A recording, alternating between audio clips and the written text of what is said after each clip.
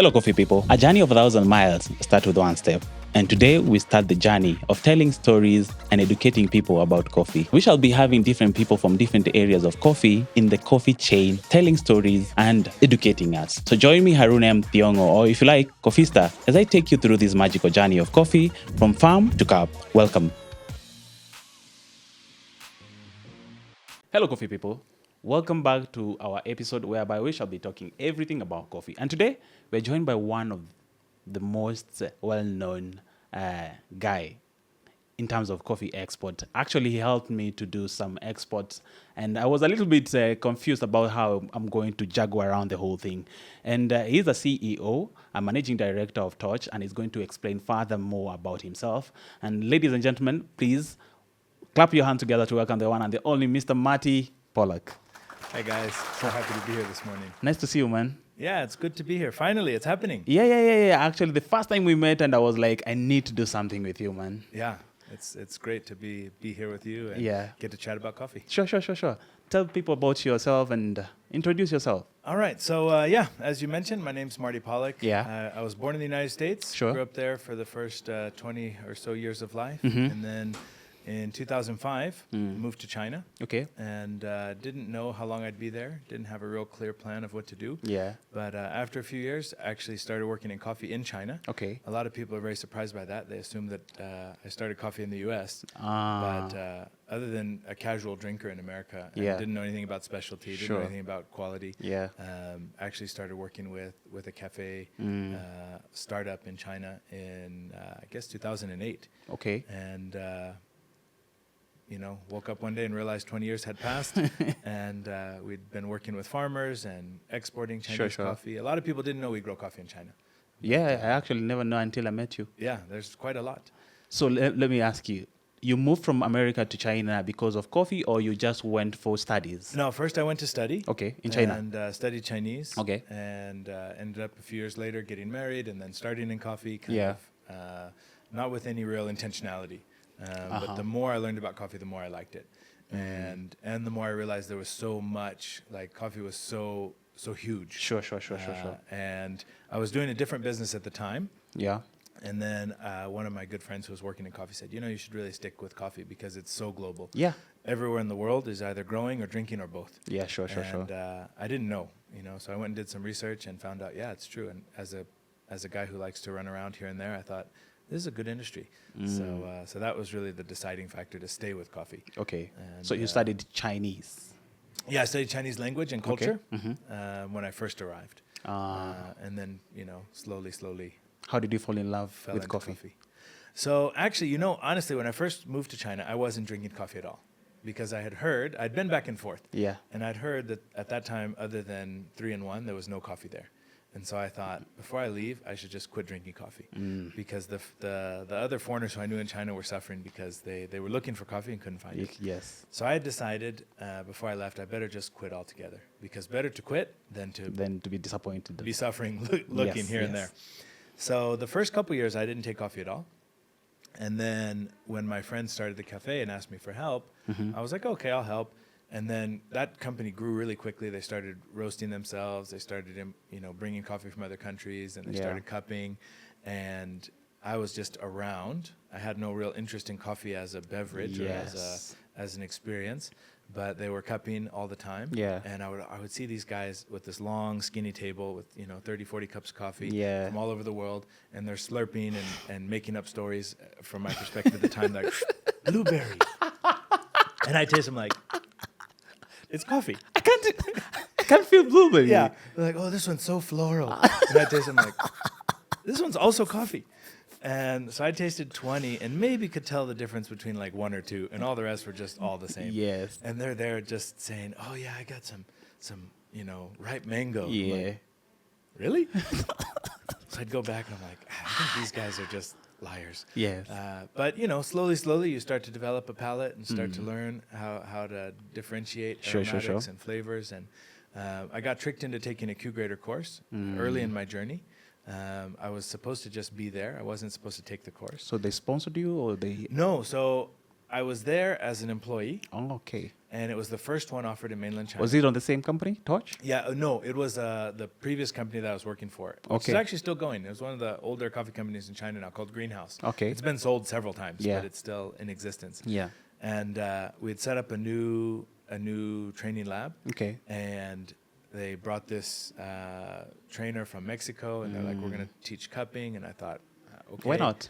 But I didn't intend to take the class, and then I was just helping out. And the translator that they brought was really not very good at this. And she was, cupping in Chinese, there's the word for coffee cupping, and there's also the Chinese medicine, like... Oh, the cupping for the massage thing? Yeah, exactly. So she kept cups. translating it that way. Yeah, I see. And I was listening, and I'm like, these people are going to be very confused. So I would try to help the translator for the first part of the morning, but she had never had anything to do with coffee. So it wasn't her fault. But then finally they said, hey, will you just translate this class from English to Chinese? So I said, okay. So then I called the owner of the company, said, hey, I'm going to translate the class. So, you got to pay me. And he's like, I'll give you the class for free. I was like, I don't want the class. I'm looking for money. And he's like, well, too bad. You take the class. So throughout this week of taking the course, I got super interested in coffee as more than just a flavor experience, but like the cultural and economic and anthropological back end of coffee. Because our instructor was actually an anthropologist first and then a coffee guy. Yes. And that was super interesting to me, how coffee was connected, with all these different cultures, all this, the way that coffee connects economically throughout the world, the way it's been used for both a lot of good and a whole lot of exploitation and abuse throughout the centuries. And so that got me really, really crazy about coffee. I failed, of course, the course. It's a hard course. So then I went home and told my wife, I probably won't do coffee forever. I'm sure I won't retake because, who needs that? And felt sorry for myself for a couple of days. Yeah. Then said, okay, I should go retake. So I practiced and went and retook. But that was really when my eyes opened to the greater world of what coffee could be. Okay. Yeah. Now, how did you get to Torch Cafe now? So then a few years later, the more I learned about the production side of coffee, and how producers were really kept out of the loop on how coffee's traded. Sure.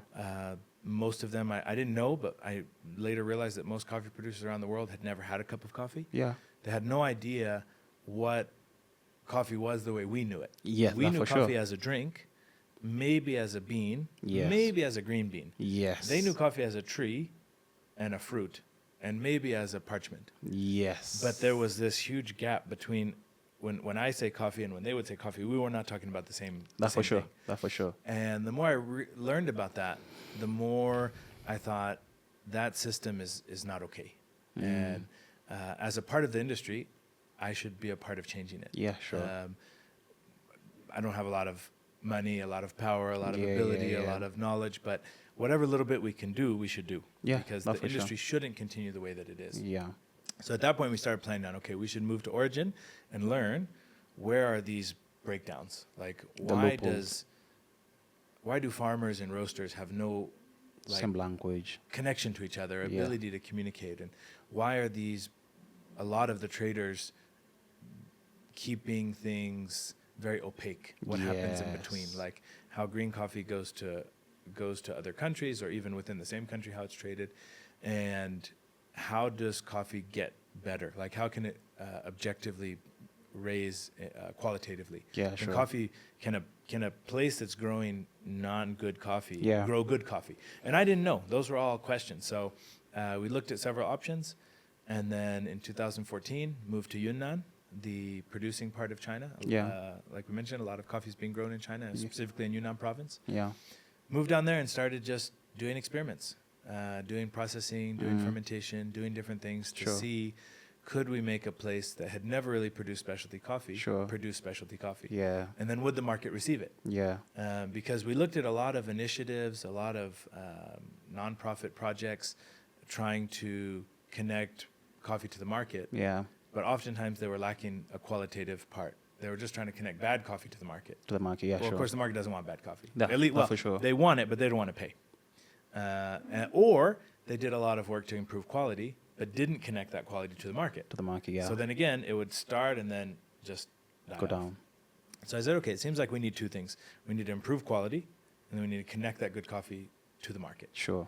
And then the market will just run itself. Like people will continue to buy good coffee. If it makes the roasters money, then they'll continue to buy it. And then the producers will actually have resources to invest in the farm, and the quality will improve year on year. So the first question was, can we make coffee in Yunnan good? Can it be good, or is it just intrinsically nasty? Because at the time it was pretty nasty. There was very, very little good coffee coming out of Yunnan. But it wasn't for lack of trying. It wasn't for lack of hard work on the part of the producers. They just simply didn't know what the goal was. They didn't know what people were even looking for. Yeah. And so big instant coffee companies were buying the majority of it, turning into instant coffee. And so the cheaper, the better. Yeah, that's for sure. No thoughts were being put into how to make quality improvement. So, 10 plus years ago, we moved there. We started working with farmers. In Yuan now. And then, and we set up Torch Coffee as... And that's where, in Yuan, that's where Torch was born. Yeah. Uh-huh. Exactly. Oh, nice. So yeah. What are some of the challenges did you face now when starting the whole thing? Oh, too many. So, first of all, we showed up as foreigners. Were you alone or you a group of people? There were a couple of us in the beginning. We started with 3 people. Okay. 2 Mzungus and 1 Chinese. And 2 Mzungu, you being one me of being them. one of them, yeah. Okay. Even though I'm like a Mzungu Chinese, No way. still from appearance, they said this guy must not be from here. Uh-huh. So we started going around to farms, and no one was willing to really work with us. They were like, "What are you talking about? You want to do, like." They'd not heard of specialty coffee. This is, 10 years ago. There wasn't TikTok. There wasn't all these social media channels. So people were like, we don't even understand what you're talking about. Much less you're asking us to do something which we've never done before, to put coffee in a barrel and ferment it for days on end. They don't understand what that. That's a terrible idea. Yeah. For sure that's going to be nasty, and no one's going to pay. Yeah. So we said, okay, I guess we just need to do really small experiments, which we can afford to fund, and then find a way to sell those coffees. So slowly we found a few people who are willing to sell us cherries. And in China, it's different than Kenya. You can buy cherries, you can buy parchment. It's very open market. Yeah, sure. Which is a subject we'll discuss later. But Yes. at least for now, we were able to go then and find any producer who is willing to work with us and do experiments with them. And so that's what we did. We did different fermentations, we did different processes, and started also then taking those coffees around the country to do cuppings, and slowly working to improve the quality and to share with Chinese that their coffee wasn't bad. Yeah. It seems like many places they feel that their own stuff is inferior to imported things. This is a disease that has infected much of the world. Yes. It's very strong in China. So people are like, oh, Chinese coffee, surely it's not good. And so in the beginning, we'd even have to trick people, the buyers. We'd say, hey, come, we're going to do a cupping of Guatemalan fresh crop. And they would all turn up and cup and be happy and have all these positive notes. And then we'd say, hey, we need to tell you the truth. These are all Chinese coffees. And they're like, oh, really? And some people would really have their mind change. And some people would be like, oh, yeah, I was thinking number 4 was kind of scratchy. And they would just continue to reinforce their own negative prejudice against their own coffee. So from the producer side, we struggled with people being willing to work with us. Yes. And from the buyer side, we struggled with people being willing to give Chinese coffee a chance. So we were fighting on both sides. And it felt, especially for the first few years, that we're pushing a giant stone up the mountain. Yes. But slowly by slowly, more and more producers would join, more and more roasters.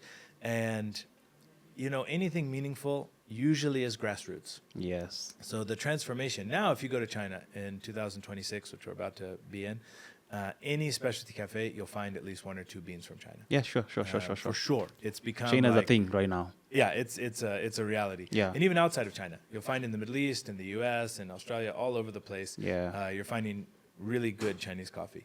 But this is looking back, almost a dozen years ago. So at the time, everyone was hoping for some big company to come in and do some big fancy thing. Yeah. But life doesn't usually work that way. Yeah. Usually it's small players with limited influence, limited resources, doing what they can do. Yes. So we had roasters from around China, baristas from around China coming out to visit, to do trainings, to go to farms, and they would cup and experience good Chinese coffee, and they're like, wow, this is actually not bad. And they'd buy a bag or a half a bag or 2 bags. And it started this movement that we couldn't see at the time. Looking back, we can see it was a movement. At the time, it felt very random. Yeah. And it was like one guy in this city, one lady in that city, and a bit of coffee was moving here and there. Yeah, that's but for sure. those people were sharing with their friends, with their families, with their referrals. customers. They were spreading the gospel. Exactly. And slowly, there became a demand for locally produced coffee. At the same time, China is going through this revolution of recognizing that Chinese-made goods can be good. They can make really cheap, broken, bad stuff, and they can make really good things. It's just a matter of if you're willing to pay. Whereas in the past, made in China has always meant cheap and bad. But now there's this movement to rebrand made in China, to say China has all the levels of quality that you want. Yes. And that was happening inside China as well as outside. Yes. So this kind of ideological shift was happening. At the same time, coffee was becoming popular in China. Yes. And Yunnan coffee was becoming good. So these 3 things converged together to create like a pretty big demand. Yes. And then some big companies came in and started to buy, a few hundred tons and promote. Of coffee? Yeah. Whoa. To promote throughout the country. So, but it didn't start from some big thing. So I think a lot of times we as coffee people are like, I'm just a barista. Yeah. I'm just a roaster. What can I do? Yes. And I think taking any small step towards creating a more equitable industry is a part of a bigger movement. That for sure. So I don't think we have to wait until we're the purchasing director for some multinational, or we're the CEO of some huge company. Like as a home roaster today, you buy 3 kilos of coffee in an equitable way from a producer. It's meaningful in that it's a part of a much larger thing that's playing out. Yeah. And the same thing here, especially coffee here, local consumption is a new revolution that's happening. Yes, sure. And every little drip and actually, is creating it. China is known for teas. It was known for teas. Yeah. So eventually you made China a coffee community place. The whole world, when coffee starts, Yes. people respond the way that they're responding today in Kenya. Here we take tea. Korea, Japan, China, these were all tea places. And as coffee grew, they became coffee places. And Kenya's future, we're totally confident. Yes. It's a coffee place. Yes. No discussion. It's just a matter of how long is this going to take. Is it going to be 2 years or 20 years? I don't know, but it's going to be a coffee place. Because once humans experience coffee, who can take tea? Yeah. It doesn't work. Like, for if sure. you say to me, would you like some tea? I'll be polite and I'll say yes. But in my heart, am I looking for tea? No. Way. Not a chance. And that's happening everywhere. So as soon as it's not a new thing. No, and everywhere I've gone in the world, people have said to me, here we are so unique, we're so special, we're so different. And what I've seen is human beings are intrinsically the same. Yes. Africans, Chinese, Americans, Arabs, we're all the same. Yeah, that's for sure. And once we experience good coffee, You never. it's a go one-way back to tea. street. There's no U-turns. There's no exits. You just keep going. And once you get good coffee, you don't go back to bad coffee. That for sure. It cannot. It cannot be done. That for sure. So China started with no coffee. Then it was 3-in-1 and really rubbish, horrid things. And now you're finding, yesterday I was watching some of those short videos. Yeah. Platforms like I think it's called Red Note in English. I don't know, but anyway, they were talking about selling coffee, 1 cup of coffee for like over $1,000 USD. Yes. From this Panama auction because it was purchased. I by saw a it. There Chinese is a firm. coffee shop called In Dubai, Judith. Yeah, They're having $1,000 for a cup of coffee. yeah, and China's doing the same. Crazy. So, will I buy it? No way. But is it happening? Absolutely. It's happening. Yeah. And whoever's buying that, they're for sure the next day not going to go take 3-in-1. Yeah. Like that ship has sailed. They're done. So yeah, it was a revolution that happened in China, both in consumption and in production. Okay. And yeah. Right now, Torch is a training center in Yuan, a big Yes. training center. Actually, you have a big training center over there. We do, yes. Baristas, roasters, Q graders. Everything. Why is education a central part of the So the movement? reason is because education was a huge part in us developing our first company. Yeah. So we started a cafe, like I said, in 2008, a chain. Yeah. We ended up franchising, started roasting ourselves, and we didn't really know anything. And then we sent people to go get trained. At that time, there was no education being offered in China. Yeah. And so we sent people out to be trained in the US and Europe. We sent some people to Australia. We were trying to just gather knowledge and skills from anywhere. And then realized, yes, you can learn organically. It just takes a really long time. And so we said, we want to speed this process up. We want to front load the learning and then let people practice in the right way. Because you may practice a skill, but you're practicing the wrong direction for 5 years. Sure. Then unlearning is, in fact, a bigger job than learning. Yeah. So we got huge benefits from training. And so then we wanted to bring those training experiences into China. Okay. So before we even started Torch, we were doing training with our old company. And we were bringing in trainers from outside. Sure. And then quickly we realized financially, linguistically, culturally, that wasn't really a long-term solution. Sure. Even though we have noticed that, again, around the entire world, people generally take foreign trainers to be more professional. Yeah. But foreignness only, it's a It's fake a concept. thing. You know, if you come back with me to China, you become a foreign expert. But in Kenya, people are like, Oh, no, who is this? who is that? Yeah. So the same thing for me. When I go home, they're like, you know, a prophet is not without honor, but in his hometown. That for sure. That for sure. So we were bringing foreigners, but you had to have translation. They were talking about, you know, the way that coffee's done in their place, whether it's like in the U.S. with drip coffee or Europe with an espresso, you know, culture, or in Australia where they love to drink milk with a little bit of coffee flavor. But it wasn't really speaking directly to the way that Chinese coffee was developing at the time. So we started to train up local Chinese instructors and said, we need to be able to deliver this content at the international standards, but localized. So that's what we did. So we have seen over the years that education and learning the skills and knowledge and background of coffee helps to accelerate business. Sure. It helps to legitimize business. You know, for a lot of people, baristaing is just like, it's not a real job. Yeah. But when someone goes and studies and invests time and money and energy, it in some ways in the greater society legitimizes that as a real career, as a real profession, which it is. It's an actually skilled profession. Roasting is very much a skilled profession. Yes. And so, all of those things. Yeah. So we really view those as trying to empower the industry to grow. And it's just interesting. You know, coffee is one of those things that you can study for 100 years and still just barely scratch the surface. So we are always pushing and scratching and working to try to learn more. And as we learn, pass on everything we're learning to our students. So we actually have training centers now in China, in Saudi Arabia, here in Nairobi, and in Guatemala.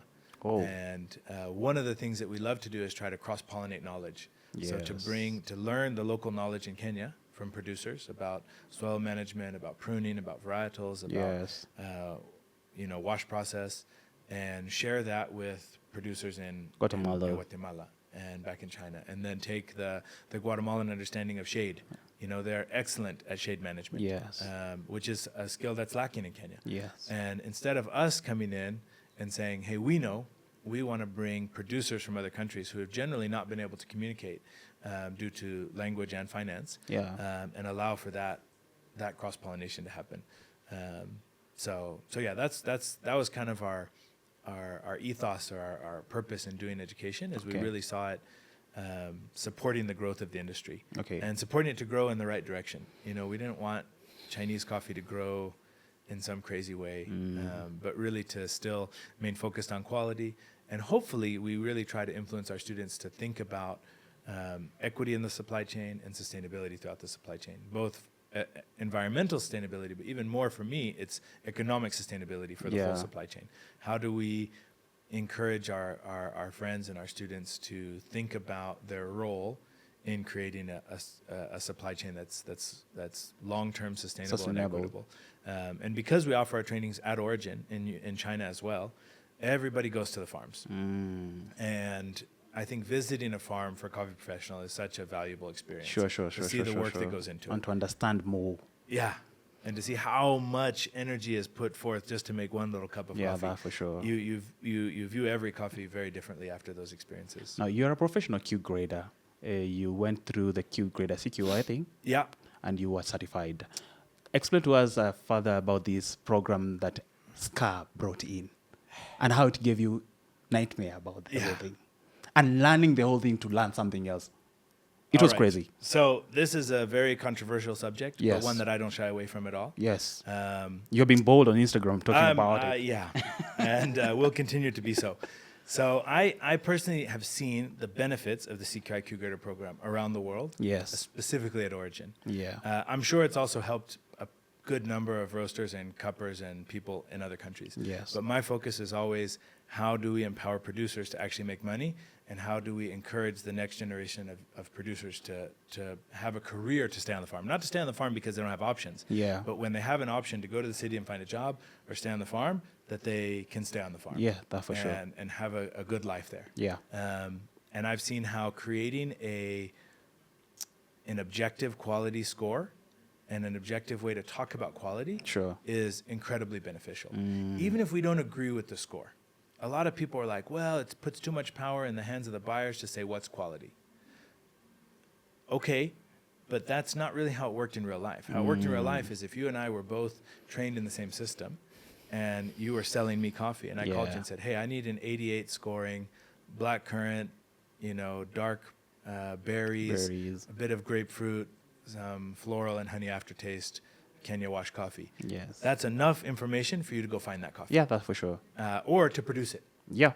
Because you understand what I'm saying. Now, maybe you don't agree that it's an 88. Maybe you hate that coffee and you think it's nasty and you think, I would never drink that coffee. That's irrelevant because we're trying to make business. Yeah, sure. So this focus on how I personally feel about coffee is the most irrelevant bit of information. I don't care how you feel. I don't care how I feel. I'm trying to sell a product to a customer or buy a product from a supplier, and we need to be able to communicate and not about our feelings. Yes. Now, it's fine after we make a business transaction, we sit down and have a talk about our feelings. That's great, but it's very unhelpful in business. So anyway, we had this standard that we could communicate throughout the world. Now, we also knew that standard was applied differently throughout the world. Yes. So like when I was in Guatemala, I know that Guatemalan cuppers generally cup a little bit high compared to myself. So even my team. So I would tell them, we'd cup together and I'd say, this is an 84 or a Guatemalan 86. And we'd all laugh, but we were still able to communicate. It gave us a framework for communication, which was the whole point. The point was never anything other than being able to communicate. Yes. And when we can communicate quality, we can value it appropriately. Now, if I come in as a super low cupper in the old system and say, this is an 82, but the person selling the coffee has been calibrated to the whole world system, and they say, I'm sorry, I just don't agree with you. I believe it's a higher score than that. I believe it should fetch a higher price than that. Yes. We can then have an informed discussion. We may not agree, but at least we can have a discussion. Yes. So this new debacle that was forced onto the community of CVA, of express your feelings, and everybody be an individual, and everybody talk about what you like, removes that from the discussion. It's all about what you like as an individual. Well, the problem with that is, how am I as a producer going to aim at your personal preferences? I don't even know you. How would I possibly know what you like? And then how are we going to communicate? Because you might call and say, hey, I need a coffee, and my roaster scored it 97 on CVA. It doesn't mean anything, because it's the new system is based purely on your feelings. Yes, to be quite truthful. That for sure. And there's some objectivity in the descriptors, but even that, it's these kata boxes, which are these big categories. So it's like citrus or floral, which is not near specific enough to actually have very meaningful communication. So to me, it's a great regression. It's such a horrible, sad shame on us as an industry for creating a system that is addressing a problem that exists. The old system had problems. Yes. There's no question. But we are, in my opinion, moving backwards. And we're creating new problems that didn't exist whilst not addressing the problems that didn't exist. That for sure. So it's really sad. As someone who works at Origin, I've been asking, and I'll even ask here publicly, if you are someone who's using the CVA in your business, reach out and tell me how. Because I'm working in farming, milling, roasting, exporting, importing, cafes, and education. So there's very little parts of the industry that Torch isn't operating in. Now, it's not operating in all those places in all of our spaces, but we're spread out. Central America, North America, East Africa, the Middle East, and China. So we're pretty spread out. Mm-hmm. We're not a big company. Yes. In fact, we're a pretty small company for all the places that we're at. And all but doing well. But, well, we hope. But we're involved in a lot of stuff. Yeah. And after taking the CVA, I couldn't find any business application for this method of not for consumers, not for roasters, not for exporting, import, nothing. Zero. I couldn't find anything. And I've been publicly asking if anyone is using this in their business. I don't mean, are they running the course? I realize lots of people are running the course. That is a use in business. You're selling this training on behalf of SCA so that people can be forced to evolve, as it's being called, which is quite a cute great evolve. Yeah, quite. It's a regression for sure. But anyway, other than running that class, no one has reached out to me to say I'm using this in my business. Now there are people who've reached out and say it's very useful. And I say, are you using it? And they're like, no, I'm just an educator. I'm just a trainer. And I say, okay, so it's useful to you to run courses. But what about in the real business of coffee? Are people consuming it? Yeah. Are buyers calling sellers and saying, let's use this way to discuss and to describe? And there may be. I'm not saying that it doesn't exist. I'm saying that as I've been asking, not one human being on the earth has reached out to me and said, I'm using it and here's how. Now, it might be that because I'm publicly aggressive against the system, they feel shy. I'm open to that. But I'm not going to judge them for using it. I'll be happy, actually, if it can be used. And I've been wrong so much in my life that if I'm wrong again, it's not difficult for me. I'm You'll be okay with it. I have been wrong statistically much more than I've been right. So if tomorrow it turns out that the CVA is awesome, everyone's using it, it's supporting producers,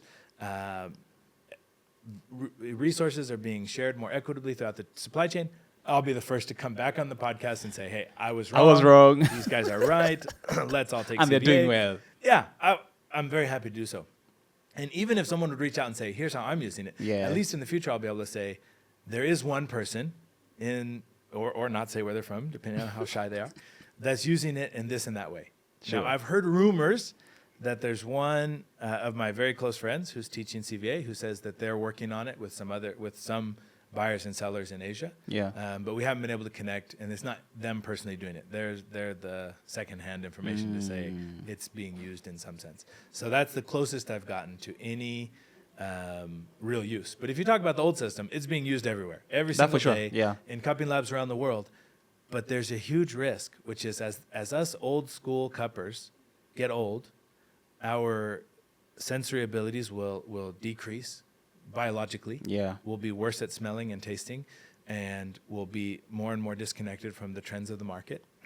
And the new people coming in are being trained on a system that's meaningless. Yeah. And so right now, we can, even when we're talking about the CVA, we're still using terms and referencing the body of knowledge that we spent 20, 30 years to build in the old system. Yeah.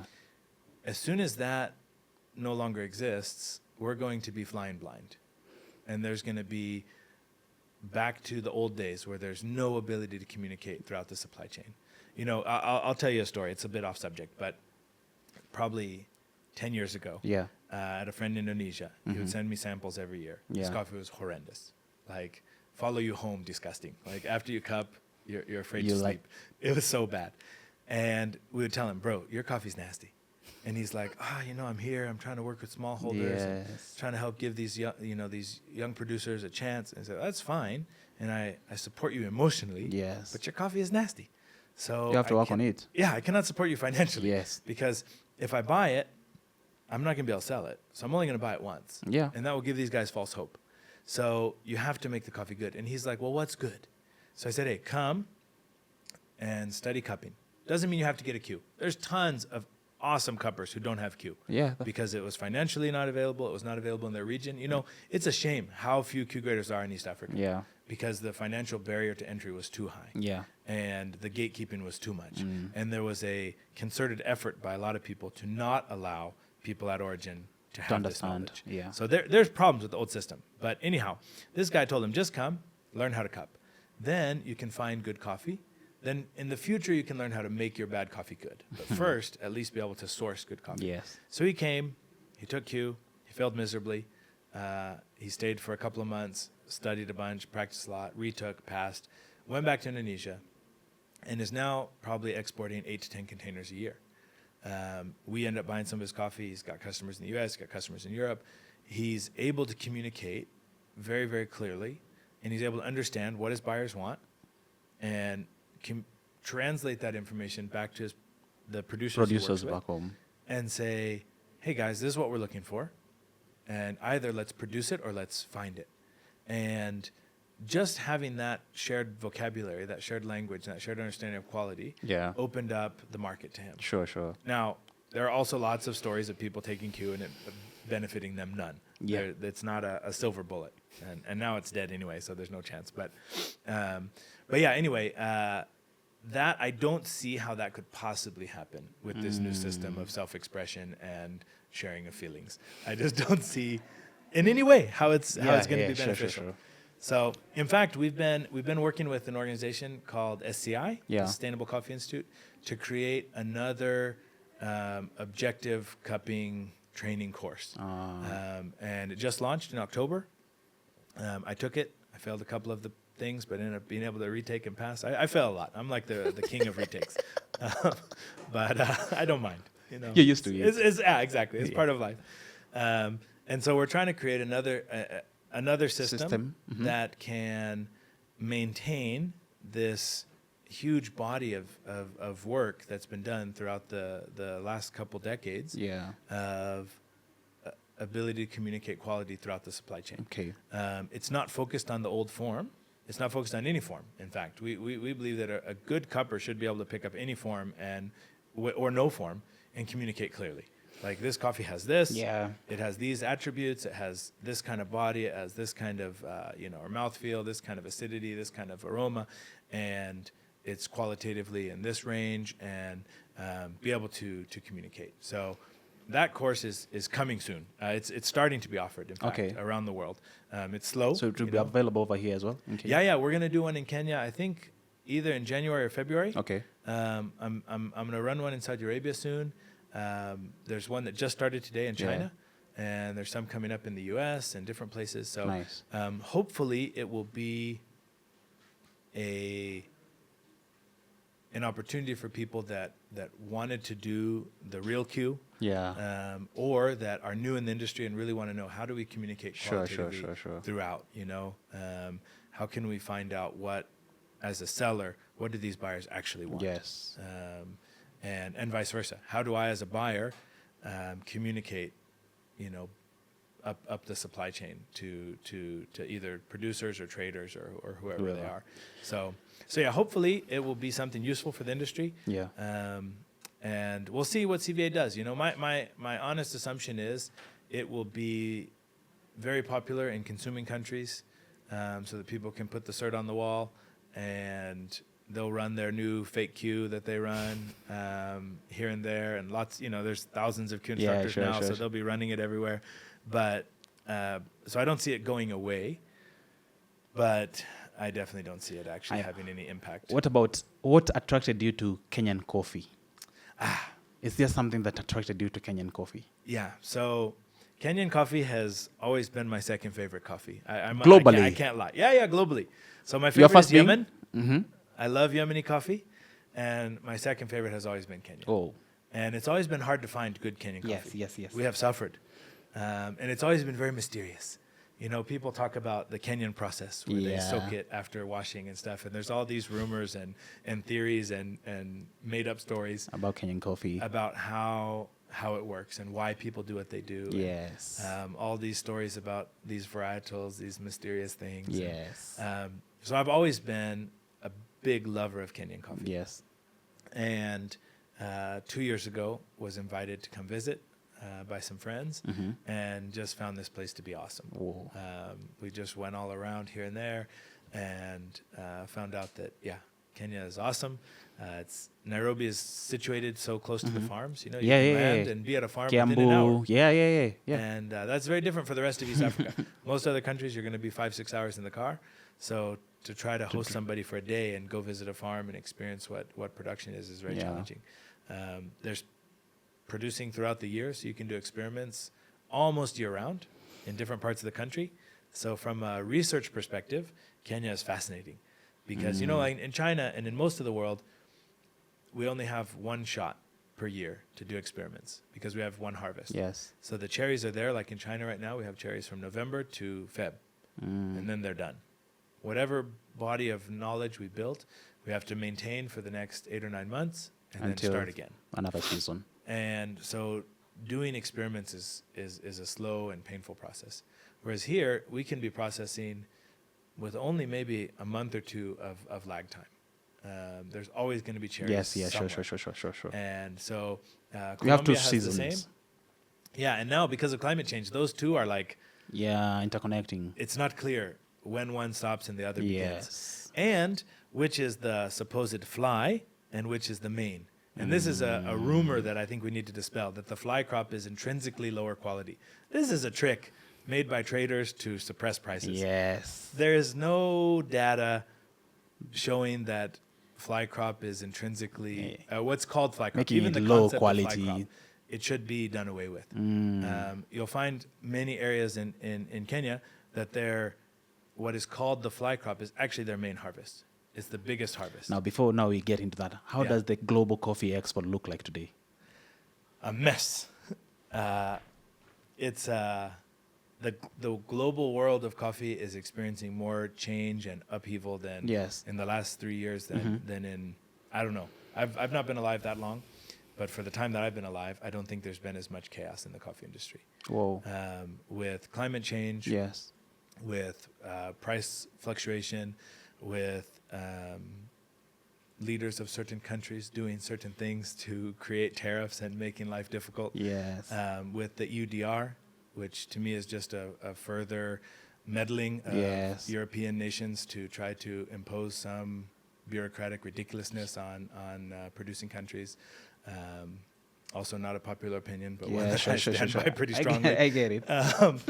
So with all these different factors, things have been quite in a mess. I think it's a necessary and essential good mess that we have to go through as an industry. And prices being high is not a crisis.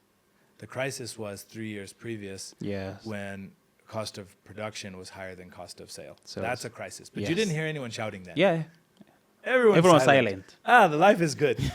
We just sit back and we buy coffee for 180 cents a pound and just enjoy. You're okay. And if it's good coffee, maybe $1.90, $2. And so that wasn't considered a crisis, even though many farms were being abandoned, many trees were being uprooted, many people were switching to other crops because coffee wasn't making money. Sure. As soon as the prices go up and producers have the possibility of actually making a living wage, everyone's running around crying and saying there's a crisis. I think I view crisis quite differently. Now, I want you to take us through now the process of exporting coffee. Now, you have come over here. Now, how am I going to what's the process of exporting coffee as a new guy in coffee exports? All right. So, as a guest in Kenya, I'm going to be sharing my perspective. I'm new. I have a lot to learn. I don't know a lot more than I do know. Both in coffee and in exporting, specifically in Kenya. But currently, the process in Kenya is fairly complicated.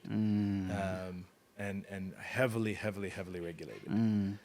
I understand some of the historical reasons for those regulations. Yes. And I understand that there was a lot of exploitation happening. Yeah. And so the goal, I believe that the intention of a lot of those regulations were good. That the hearts of the people behind it were probably really wanting good for producers. Yes. I don't believe that that's necessarily been the outcome. And so currently, if you want to export, you basically have to choose one of two paths. You can either buy from the auction and export, or you can buy directly from producers and export. You cannot do both. So, but you can do direct trade? You can, but then you can only do direct trade. So one company can either choose to do auction or can choose to do direct trade, but cannot do both. I personally don't think that's a very helpful regulation because there are different needs for different customers. There's different needs for different containers going to different parts of the world. Yeah. So the auction is a fine place to find high volume, high quality wash coffee. Yeah, sure. It's a terrible place to find naturals. Nobody really puts naturals or honeys or high fermentation aerobics or unique fermentations into the auction. So for me, if I want to buy I just exported one container of anaerobic naturals to the United States. I also had some customers then who wanted some wash coffees there. The easiest and most efficient way to get wash coffee right now is still the auction system. You can buy direct wash coffee. It's not that you cannot. Yeah. But you can definitely find a greater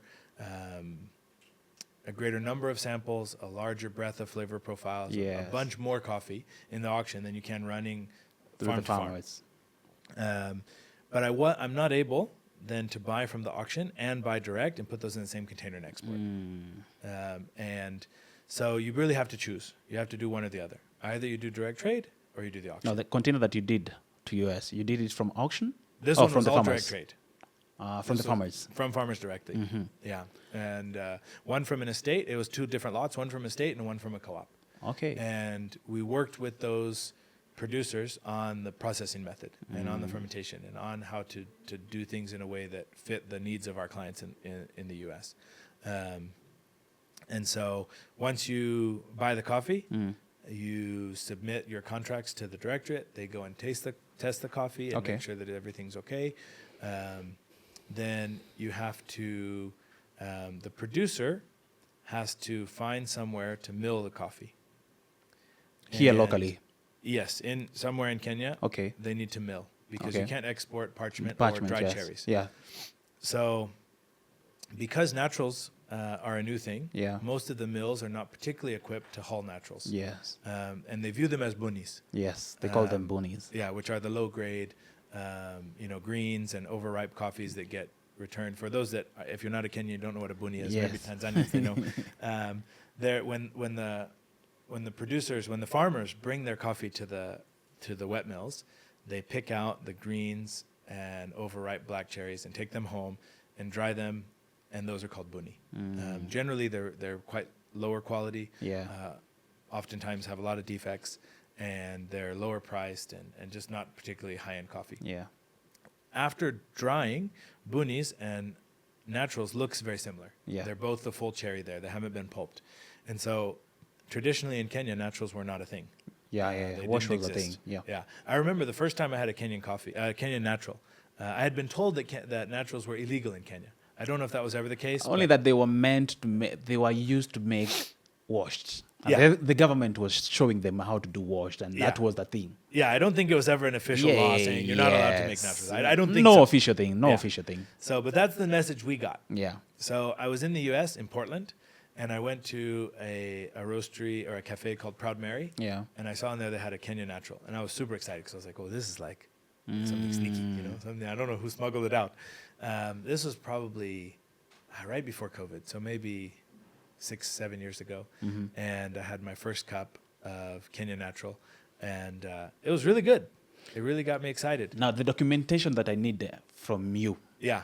How do I go about it now to get the documentation now to export coffee to US, maybe Europe, Asia countries? Yeah. The documentation part of it for someone who wants to understand. If you want to get into exporting, yes, I would recommend go downtown and go talk to the directorate, because they're the ones who really know. I am not administratively gifted. My team works really hard to find all the documents. I know that you must register a company. Yeah. You have to apply for a buyer's license or an agent's license, depending on if you want to do auction or direct trade. Yeah. Then you have to apply for a whole litany of other documents and licenses and things. And then you need to have the right business structure to be able to receive funds from out of the country and to disperse those funds to either the auction or the producers, depending on your route. And you have to, like I said, pick one or the other. Okay. Then you need to have the producer find somewhere to mill the coffee, and the mill cannot warehouse the coffee. This is one that I'm very confused about, how this regulation came into existence. Because currently, a mill, after milling, the coffee needs to be removed to a warehouse within 48 hours. Okay. Everywhere else I've ever been, mills generally warehouse their own coffee. Yes. And it reduces one movement. It reduces loading, unloading. I don't understand. I've asked many times, and I'm open if someone can explain to me the rationale or the logic behind it. But you'd have to get your coffee milled and then move it to a warehouse. And then from that warehouse, it gets inspected and approved for export. Then you have to find a forwarder or a shipping company, and start the process. Apply for the certificate of origin, the ICO number, ICO documents, port health. And depending on the country you're going to, each of them have different requirements, whether it's phytosanitary, some they need to be attested by their embassies. We export to some countries where we have to take all the paperwork first to a bureau here, which I don't remember the name of, and get them to attest it, and then take those locally attested documents to the embassy of that country and have them also stamp it and attest it, and then ship them all for the import. So you really have to make sure that you know where you're going and the requirements of that place. So, for example, we didn't know that Oman had this attestation rule, and it was probably 100,000 shillings extra cost to get all that paperwork done, which is something we just didn't know. And it's just a part of so the different tuition. countries do have their own different ways. Every country has a different way. And now the EU has this EUDR. I've heard that it's pushed back another year. It seems very unclear whether they're going to do it or not do it. But, that's something that if you don't have everything lined up, when it arrives at the port, it may or may not be accepted into the port. So be very sure that you cross all your T's, dot all your I's, and have a very clear picture of what they need on the import side and what the Kenyan government requires on the export side, so that you don't get mixed up with coffee that either can't get out or can't get in. And be aware that there's significant cost to all of those things, and that needs to be factored into your pricing. Does all that process that you have told me happen to the same thing to roasting coffee? Exporting roasted coffee? I have not yet exported roasted coffee from Kenya, so I'm not sure. What about other countries that you have done? In other countries, so importing, every country has its own import regulations. And green and roasted are viewed very differently. So green is viewed as a agricultural product and a raw material. Roasted is viewed as a food product. So importing and exporting roasted and green are always different, but every country has its own regulations. But roasted is more expensive in terms of not exporting. I mean, it's because it's a value addition. Definitely roasted coffee costs more than green coffee. And so, but I don't know as far as like the paperwork, which one's more expensive for Kenya specifically. In China, we've exported green and exported roasted. And it's a different process, but it's cost-wise, it's similar as far as the process to do it. And in China, we don't need separate licenses. In Kenya, you also need a different license in order to export roasted coffee than to export green coffee. For new exporter, would you explain to us the terms of FOB? What is FOB, CIF, and EXW? So we'll start with EXW. That's ex warehouse. It means the price from where the coffee is. So if I gave you a contract that said this is EXW, Mombasa Road, Nairobi, whatever warehouse my coffee's in, the price that you're paying is from the from warehouse. there. And that means you go and you pick it up. And from the moment that it leaves the warehouse gate, No the longer coffee belongs to you. And the cost of that belongs to you. And the risk transfers to you at the gate of the warehouse. So that coffee becomes yours when you drive out. If you drive out and there's a fire and the coffee burns, that's between you and your insurance company. It has nothing to do with me. Okay. Because the coffee is with you now. FOB means flat on boat or flat on board. It means it's as the coffee crosses the barrier of the ship and is placed on the shipping boat, then the coffee transfers to you.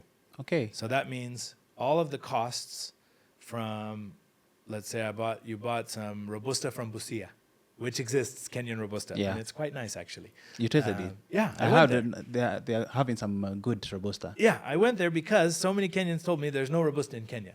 They said, it's all smuggled from Uganda.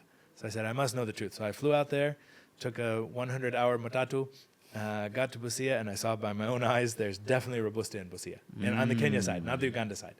But anyway, so let's say you bought some Robusta from Busia and you want to ship it to Fiji. Yeah. So we signed the contract as FOB. It means I'm responsible for all costs from Busia all the way until it's loaded on the boat. And all the risk is with me. If there's a car wreck, a fire, a flood, whatever it is, theft, anything, it's my fault. Yeah. You only take legal possession of the coffee once it's on the boat. Now, once it's on the boat, the shipping from leaving the port in Mombasa to Fiji, the clearing of customs, everything that goes on once it's on the boat, that's with you, both risk and cost. There's then CIF, DDU, DDP. There's about 100 different terms. Yeah. Most of those are referring to who pays the taxes, who pays the insurance, and things like that. Most of them will start from when they are loaded on the boat.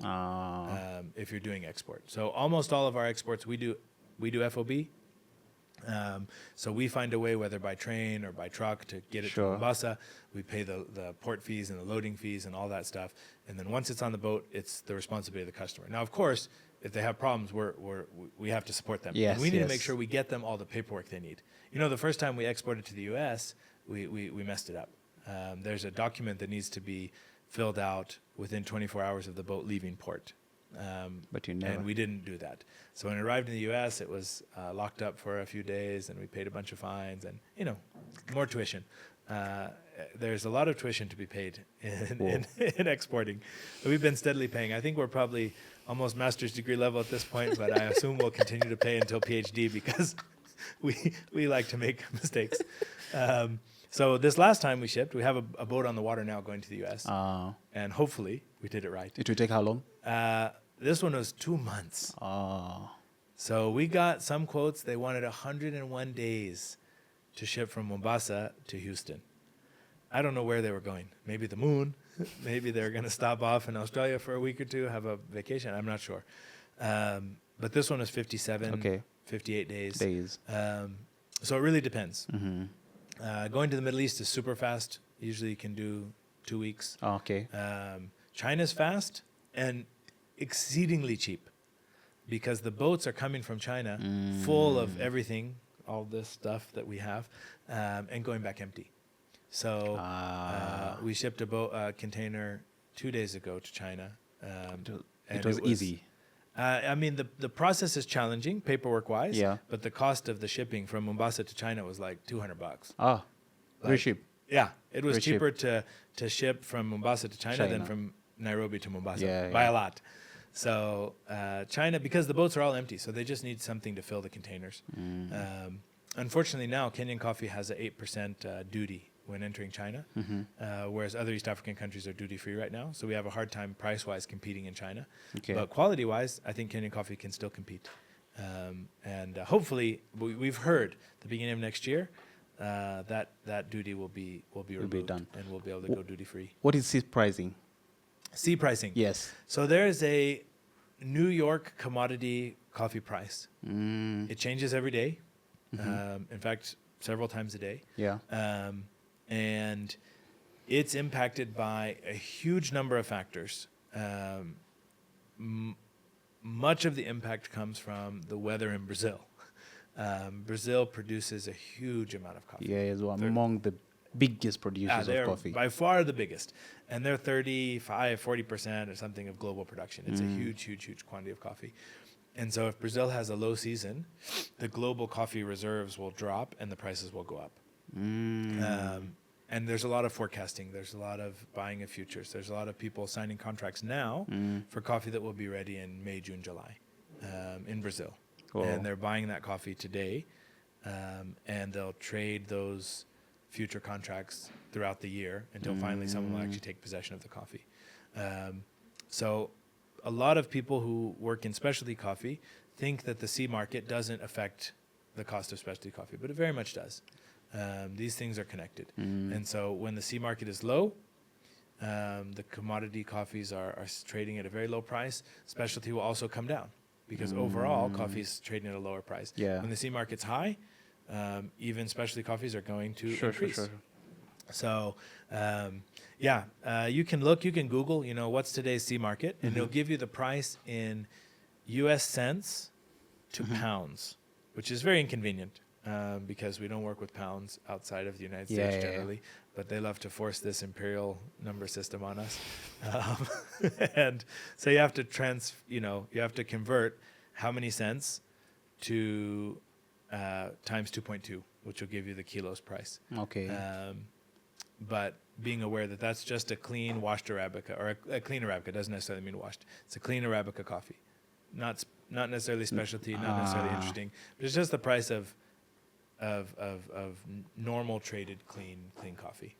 What's the future of coffee in volumes and in specialty micro lots? So I think that overall, the future for producers is to sell higher quality coffee. I don't believe that there's any hope in East Africa for sure to sell large volumes of commercial coffee and make a living. I just don't think so. The cost of production, the cost of labor is increasing year by year. Yes. We have to sell better coffee at a higher price for production to continue. Kenyan coffee has decreased over 50% in the last, 30, 40 years? Yes. And the reason, usually you have these big symposiums where they get around and talk about coffee stuff, and people love to blame. The number one thing people love to blame is climate change. I don't believe that that's the number one cause. I believe in climate change. I'm not Donald Trump. I'm quite confident climate change is real, and it's affecting us every single day. Yes. But the main reason that production is decreased is economics. Yeah, sure. Prices have been too low for too long, so people abandon farms. So the problem that we're experiencing is our fault. Like we created as a coffee community, we refused to pay farmers a living wage, so they refused to grow coffee. Yeah, they're doing real estates right now. Yeah, real estate, macadamia.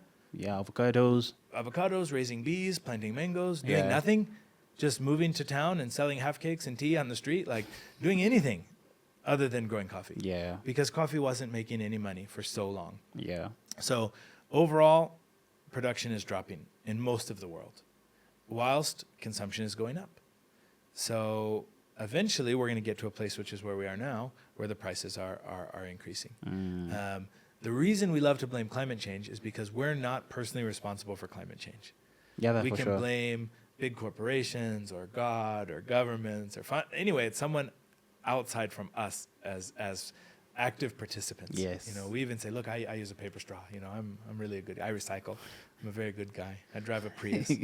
So we comfort ourselves, by saying we're actively participating in minimizing our personal carbon footprint. Therefore, blaming climate change is a very convenient scapegoat. But in reality, production is dropping because we haven't been willing to pay farmers. Yes. So they don't want to grow coffee. As you and I would also not want to grow coffee for no money. It's not an interesting job. Growing coffee is hard, and processing it is hard, and moving it around is hard. And if people are not compensated fairly, they won't do it. So we see production dropping, and the places where people are planting new trees, the places where there's excitement and energy and young people coming back into the industry are places where coffee is higher quality and therefore receiving a higher price. And you can find that in Kenya as well. There's regions where quality is significantly higher, maybe not regions, but particular farms or co-ops or estates where coffee is being sold at a much more lucrative price because Yeah. it's good. And for it's sure. objectively good. So people are willing to pay, and there's a market for those kinds of coffees. Yeah. So I think that that's the only way moving forward. I think that this idea that coffee is drinking cheap coffee is a human right, I don't agree. No. If coffee becomes a semi-luxury and you have to pay to get it, that's fine with me. Yeah. Sure. It's not my first choice, but if the only other option is exploitation of producers, then no, I'm not. You're not in for that. interested in that. So No. yeah. For a farmer, maybe for a farmer now who want to make a direct trade, how do they go about it to find client outside there? Yeah. Is it possible? It is possible, Yeah. but it's incredibly difficult. So, one, you have to actually know a person Yes. who wants coffee, Yes. and then you have to figure out what do they want, and then you have to figure out once they want it, how do you get it to them? So even if a friend flew in from China tomorrow and met a producer in Embu or Yeah. in Busia or in Kipkilian or wherever and said, okay, you have trees, I have a roaster, I would like to buy your coffee. It's actually a pretty challenging thing to facilitate that. Yes. It can be done. Farmers now can sell their own coffee, and they can apply for export licenses, and they can export their own coffee. It can be done. There's just a lot to learn, and then you have to connect with those buyers and find what they want and figure out a way to get it to them. There are estates who do that for sure, and there are co-ops who do that. Yeah. They have relationships with buyers around the world, and they're able to export direct to them. And when sending samples, am I supposed to pay for the samples or the buyer supposed to pay for the samples? So even that, it's tough. So for us, currently, Yeah. we only send samples to people who we think are legitimate buyers, because you'll get requests from every random person on earth. If you go on LinkedIn or Instagram or TikTok, tomorrow and say, here I am, Coffee Star, I'm selling Kenyan coffee, hit me up. You'll get a lot of requests for samples from people who are just playing games. Yes. And, we sent samples to the US a couple weeks ago. It's about $150 to ship those samples. You have to get a FIDO, you have to pay for the shipping, you pay for the coffee. Yeah. It was not something you can do every day Sure. without some commitment. So it depends. Usually if you say to the buyer, I'm happy to send you samples, but you need to pay, they'll be like, well, peace out, unless they know you.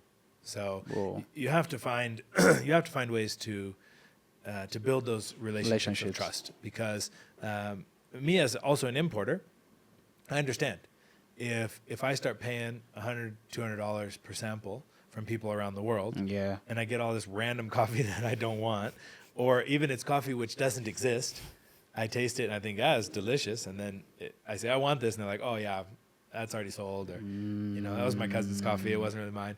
So generally, the seller is taking on that financial burden to pay for samples. Okay. And hopefully those samples turn into sales. And because coffee is a large volume commodity, if you sell a container of coffee, it's 320 bags, 19.2 tons of coffee. It's a lot of coffee for a full container. Yeah. You'll make back your sample money. Very but fast. if you send 1,000 samples, then at $100 a piece, that's no joke. It's a lot. Yeah, it's a lot. It'll take more than a container to make that back. So you have to be pretty selective in who you're working with, because this is such a global industry. Logistics is expensive. Yeah, sure. Now, in terms of money, if you want to send a container over there, do the importer on the other side need to pay you first before you release the container, or what happened in between over there? Almost always, yes. Because if you're sending FOB, once it goes on the boat, that coffee is no longer legally yours. How they confirm that you have already put it on the So boat? they get a message from the shipper. Okay. Or you give them the bill of lading. Okay. Now, generally, you have contracts where they pay even before it leaves The port. leaves Nairobi. Now, it depends. We have some customers that they pay a deposit, and they'll pay when the coffee arrives. Okay. But those are relationships that we've built over many, many, many, many, many years. And we believe that when the coffee arrives, they will pay. The hard thing is if they don't, there's not a lot you can do. The coffee is with them. It's imported into their country. Yes. It legally belongs to them. Now, you could have lawsuits. You could fly there and chase them and beg and, just, but generally coffee is paid for before it ships. Okay. Most of the time. Now, there are relationships where that doesn't happen, but that's the I would say the vast majority of the time. Okay. But that's one of the reasons why direct trade is challenging, because few traders have, if coffee is almost 20 tons, if it's $10 a kilo, we're talking about $200,000 plus shipping. So then we're at another $5,000, $6,000, $7,000. So we're over 200 grand. Yeah. As a small trader, you don't have access to that kind of cash. Yeah, it's a lot. As a roaster, you also may not have access to that kind for of sure. cash. Especially if we're talking about shipping for 3 months. Then I'm going to put $250,000 into a coffee that I can't start to roast and sell for 3 months. So there's a huge world of trade finance to try to keep this all going. In East Africa, the interest on trade finance is generally extremely, extremely, extremely high. Whoa. And so we have not entered into that world here yet. We've found other solutions, but that's not an easy solution. The same for the roasters. Yeah. For them to take loans in this economic climate, the cost of cash is very expensive, and so trying to figure out who's going to finance. Oftentimes it's not a matter of do you want the coffee and do I want to sell you the coffee. It's how do we facilitate this this time between when I buy the coffee and when you take possession of the coffee. And as a roaster, you're oftentimes buying for a year. So you buy coffee, this container that goes to America is going to arrive in January, January 2nd, I think. Many roasters are buying that coffee to roast for the whole season. So they're not going to recoup their money for many, many, many months. Yes. Now, yes, there is margin on roasted coffee. They're making money. Yeah. But it takes a long time for that money to come back. And so the cost of financing that is also very significant. Yes. So you'll find that within the coffee supply chain, there's a lot of hidden costs, and there's a lot of the margin, the overall profit of coffee, which is neither going to the cafe or the roaster or the trader or the farmer. Yeah. It's going to financial institutions, shippers, insurance companies, government bodies, and these structures that are helping to facilitate trade. But a lot of the cash ends up going there. Yeah. So it's not as clear cut as, hey, a cup of coffee takes 20 grams. It's sold for $5. Yeah. So that means a kilo of coffee should sell for $100. It's not that clear. There's a lot of open costs involved. Anyway, that's a lot. I think we need another episode to explain further about the whole thing. Is there any back moments you have made that you're proud of in this industry? Yeah, I think so. I think the thing that I'm most proud of was being a small part of seeing the specialty coffee revolution happen in China. I was not the founder nor main player in anything. We're little guys doing little bits of efforts here and there, but to be even a small part of seeing Yunnan coffee become a well-known place for specialty production, and seeing specialty cafes and roasteries open all over China, and just being able to have been some small part of that, is extremely a satisfying thought, and that's why we moved, actually, because when we moved to Yunnan, our goal was to be a part of starting the specialty coffee revolution, and transform the whole industry. And it's happened. I mean, we still have a lot of work to go. It's happening. We have a lot of work to go, but it's already existing. And even if we close Torch tomorrow, Yunnan specialty coffee is still a thing. Yeah, it won't stop. It's a thing actually right now in China. Big thing. Yeah, huge thing. And we are no longer like, it's already existing on its own. And so then I said, okay, so what's the next goal? So the next goal for me was to come here and be a part of starting the specialty coffee revolution consumption side here in East Africa, to see youngsters throughout the continent start to consume the best of East African coffee. In fact, that's now my next 10, 20 years goal, is that the best of Kenyan coffee is consumed here in Kenya by Kenyans. This is my dream. Yes. Where everything that's exported, we flip it over. And we consume it over and we here. consume the best stuff here. I'm looking forward for No that. more of this FAQs and random broken things and goonies in the street. Nah. But the best of the best of the best is Consumed being over drank here. locally. And then that creates an economic engine because that money is staying in the country. And it's being recirculated throughout the country here. As we wind up, what one thing would you tell the government of Kenya after being here in this industry about coffee? So the first thing is thank you for hosting me Yes. as an uninvited guest. I'm glad to be here. Yes. But the second thing is just to really inquire of those participants in the industry that are actually not exploited. Yes. How can we loosen regulations to the point that coffee can flow? You know, you can't buy cherries in Kenya. You can't buy parchment in Kenya. You have to get permits to move coffee from place to place. You can't warehouse where you mill. There's so many restrictions that create huge financial burdens for export. And I'm probably speaking out of turn as a brand new guest in the country, but you asked, and so I'm going to tell the truth. There is risk when coffee is deregulated. There is risk of even more exploitation. There is also great opportunity for business to flow. Sure. Farmers are smart. We don't need to paternalize farmers. Producers know. They know their product. They know how much profit one tree or one stem can give them. Sure. There isn't a need for protectionary regulations that hinder the flow of business. So, you know, what I've seen in Central America, when farmers are allowed to sell their coffee at any part of the supply chain that they want, they can sell cherry, they can sell parchment, they can sell green, they can sell roasted. Yeah. It opens up for them business opportunities that do not exist in Kenya due to regulations. There's, because of chopping up the industry and all these different parts, there's huge financial waste in movement. You know, coffee has to get moved at least 3 times, usually 4 times. So that means it's loaded and unloaded. Whatever it is, 50,000 tons of coffee is now moved 4 or 5 times over. So how many tons of movement is that? Both financially and just for the backs of Kenyans. Sure. A lot. It's a lot of work. It's a lot. So I think that if things can be deregulated in a wise way that still doesn't allow for the past of exploitation that I know is horrendous. Yeah. I think we can really revive the industry. Sure. And we can see more and more young people start to come back into coffee farming production, which is what we need. Yeah, sure. That's really my dream, is to see many youngsters throughout the whole of Kenya growing coffee under their own estate name. Sure. And being able to say, this is such and such estate, this is such and such farm. And, you know, even currently, if you want to process coffee as a producer, you have to build a wet mill. Yeah, sure.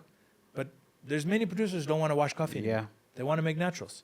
You want to do the experimental processes. There's no provision in the law for that to happen. Yeah. So I would say the first thing, all the rest we can put aside. The first thing would be allow producers to process their own coffee without the regulations of water wasting, environmentally harmful wet mills, and allow for naturals and honeys and these things to be done, so that they can capture value. That's the goal, is that the value stays at the farm, rather than here in Nairobi, and not rather in United States, Europe, or East Asia, or the Middle East. We need the value of Kenyan coffee to stay in Kenya. Anyway, Mr. Martin, thank you so much. I really appreciate. I think you. we have a lot to share to these people, but the time is running out. Yeah, I really appreciate to have you. Yeah. See you around. Pleasure, and continue subscribing and watching, and looking forward to see you in the next episode. Thank you. Thank you. Bye-bye. Bye, guys.